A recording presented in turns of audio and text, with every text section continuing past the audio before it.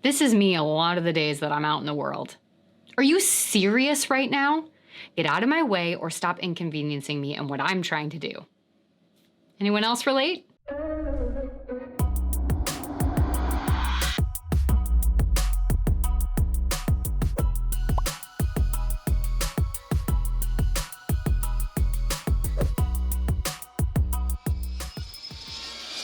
Hey everyone, how's it going?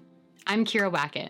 Thanks for joining me for another video as we work to empower and equip you with the confidence and skills to write your own story so that you can live your life on purpose. Today we're going to be talking about interconnectedness and control, and the balance we need to establish between feeling in and out of control to remain connected to and a part of the world around us. How many of you have ever experienced road rage? Show of hands? Gotten flustered when you hit traffic you weren't expecting? Found yourself irritated and anxious when you get stuck at a light or behind a train that seems to last forever? You tell yourself that you're stuck in traffic. Traffic is the problem. Don't they realize? I got places to go.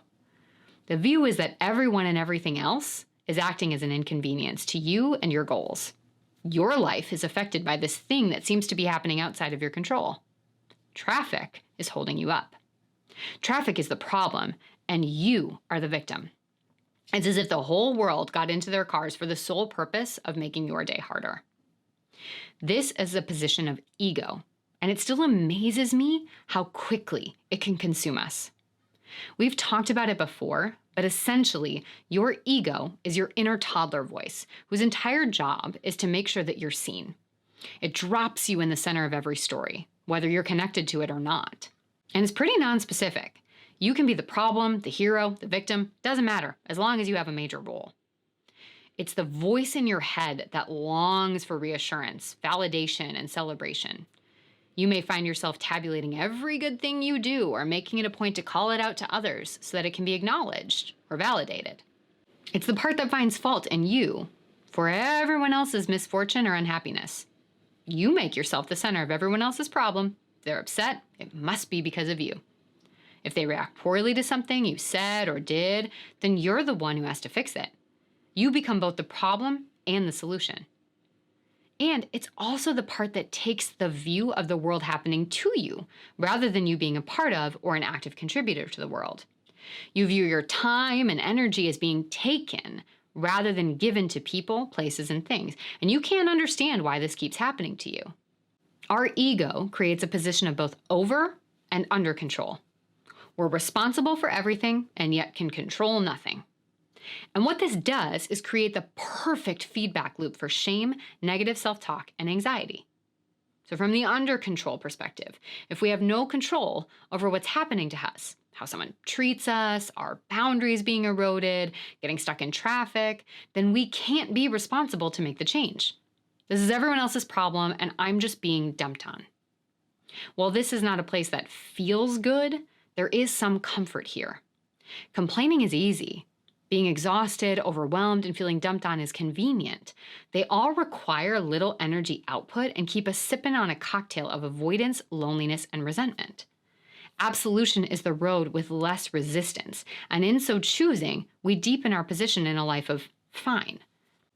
We opt for the predictably crappy lifestyle and perfect our ability to point out all the ways everyone is letting you down or leaving you behind while assuming a position of no control.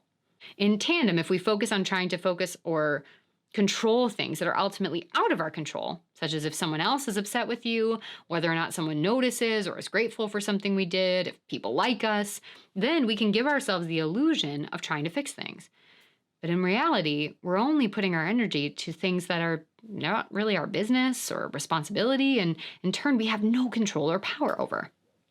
Thus, we found ourselves back in the same pond of the world happening to us, the role of martyrdom, worn well.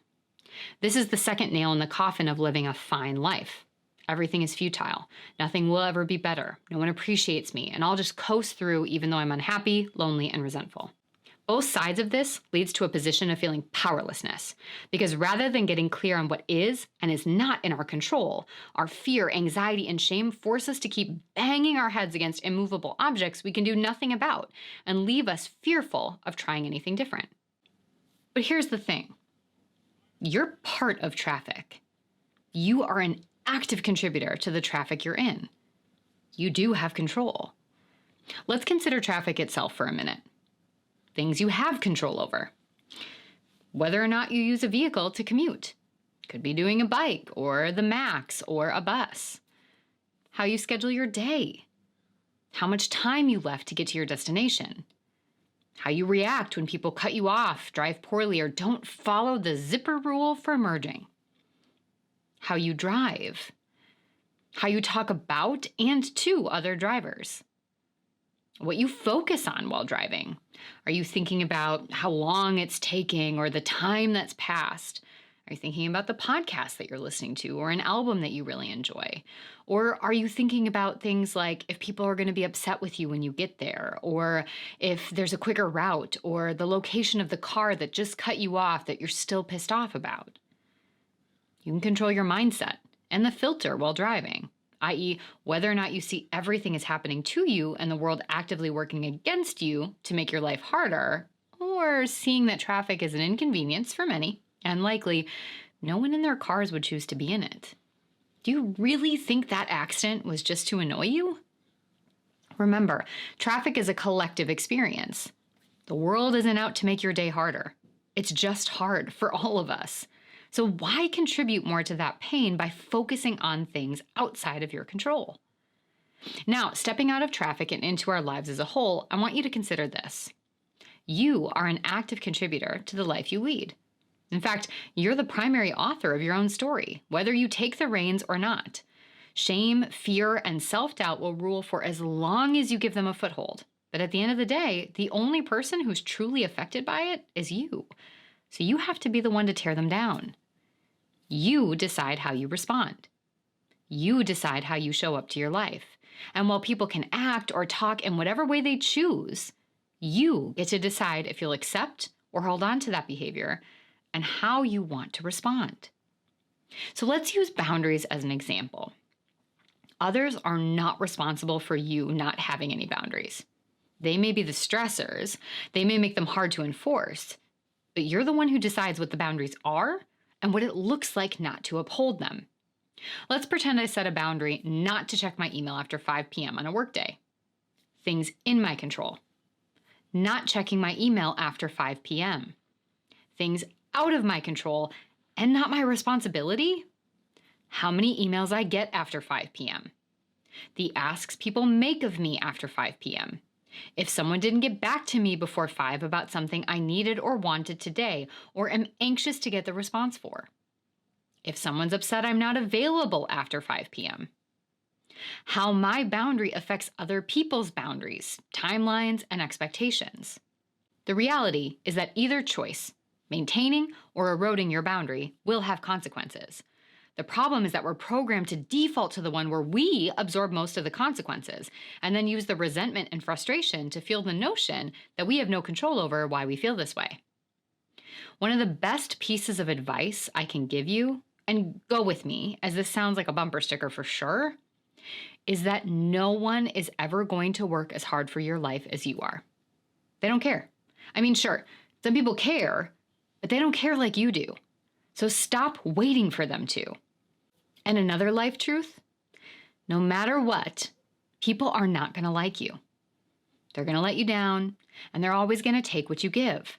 So let's just assume all of those factors are uncontrollable, because they are, and instead shift gears into the role you do have control over so that you can decide to lean into what you can actually control and can walk with and past your fears to do something about it and find a mindset that brings you fulfillment and peace while doing so. So now I leave it to you. What is that next 1% change you can make as it relates to finding control neutrality? How can you begin to apply this to your daily life, and what is the why that will empower you to get there? Now, as you all know, writing things down and sharing them out loud is one of the best ways to increase our buy-in and reinforce the work that we're doing. So leave a comment below with your next steps, your takeaways, and of course, questions or ideas that you have for me so that I can continue to be a support for you in your journey to living on purpose. Be sure to take a look at the video notes to see all the resources that I shared to help you do a deeper dive into this work. And if you like what you're hearing, be sure to subscribe to save yourself the time and energy of having to check back for content and get an alert whenever there's new awesomeness to check out. And if you want to stay in the know on all of the happenings of Adversity Rising, plus get exclusive access to content and specials I don't share anywhere else, subscribe to my email list. There's a link in the show notes. Thank you for being here with me today. I'm so excited for you to dive deeper into the concept of control and that centering of ourselves in our story. Remember, you have the right to be the author of your story. So let's take that pen back. See you next time.